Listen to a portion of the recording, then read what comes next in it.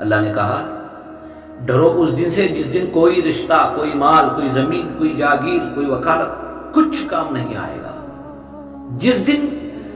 جتنے رشتے ہمیں دنیا میں کام آیا کرتے تھے اس میں ایک بھی رشتہ ہمارے وہاں کام نہیں آئے گا۔ ہاں، دنیا میں ایک دوسرے کو نفع پہنچا سکتے ہیں، مال سے، علم سے، طاقت سے۔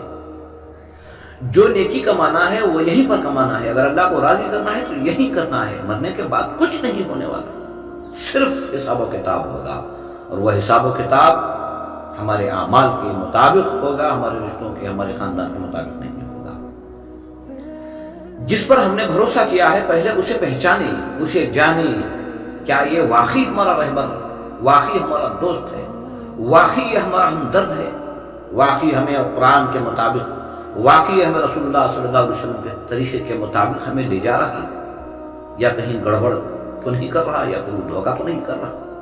پہچانو، اندھ بھکتی میں اندھے ہو کر زندگی نہ گزارو، ورنہ کل پچھتانا پڑ جائے گا قیامت میں۔ قرآن پاک میں سورہ بقرہ کے اندر ایک جگہ اللہ فرماتا ہے کہ لوگ اپنی زندگیوں کے اعمال کو مرنے کے بعد جب پہچانیں گے، جب ان کی اصلیت کو دیکھیں گے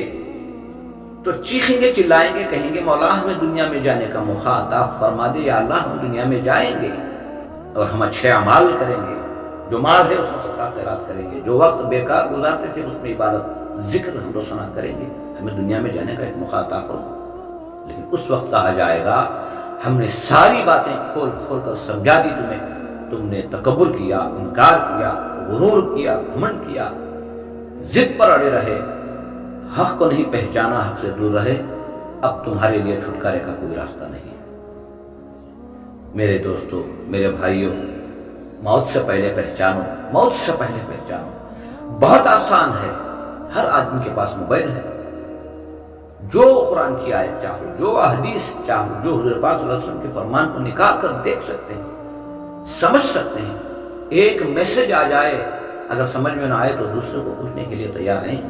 لیکن اللہ کے قانونوں کو پہچاننے کے لیے تیار نہیں ہے، اللہ کے قانونوں کو پہچاننے کے لیے، جاننے کے لیے تیار نہیں ہے، رسول پاک صلی اللہ علیہ وسلم کی زندگی کو پہچاننے کے لیے تیار نہیں ہے۔ دوستو، خبر میں جب ہمیں رکھ دیا جائے گا تو کوئی رشتہ ہمارے کام نہیں آئے گا، پتہ نہیں کتنے 100 سال ہمیں وہاں سونا پڑے گا۔ جو کچھ ہمیں وہاں کی تیاری کرنی ہے تو اس زندگی میں کرنا ہے۔ اچھے رہبروں کو تلاش کرو، دیکھو، سمجھو، اور اللہ سے دعا کرتے رہو کہ اللہ ہمیں اہدنا الصراط المستقیم پر چلنے کی توفیق عطا فرما، غیر المغضوب علیہم ولا الضالین۔ اے اللہ، ایسے لوگوں کے راستے پر نہ چلا، چل تو رہے تھے لیکن گمراہی کے راستے پر، کر تو رہے تھے لیکن اس کا کوئی پتہ نہیں تھا، کوئی ثبوت نہیں تھا، مال بھی خرچ ہو رہا تھا، وقت بھی خرچ ہو رہا تھا، طاقت بھی کھپ رہی تھی، لیکن جہاں کوئی ثبوت تھا، نہ کوئی روایت تھی، نہ کوئی احادیث تھی، ایسی جگہ ہمارا مال ضائع ہونے سے بچا لیا اللہ۔ ایسے گمراہ طبقے سے ہماری حفاظت فرما۔ مسلمانوں، اپنے رب کو پہچانو، اپنے رب کے پیغام کو پہچانو، جس نبی کا ہم نے کلمہ پڑھا ہے اس نبی کو پہچانو، صحابہ اکرام کی زندگی کو پہچانو۔ ایمان بچا کر جانا ہے، ایمان بنا کر جانا ہے، اس کے سوا وہاں کوئی چیز ہمارے کام نہیں۔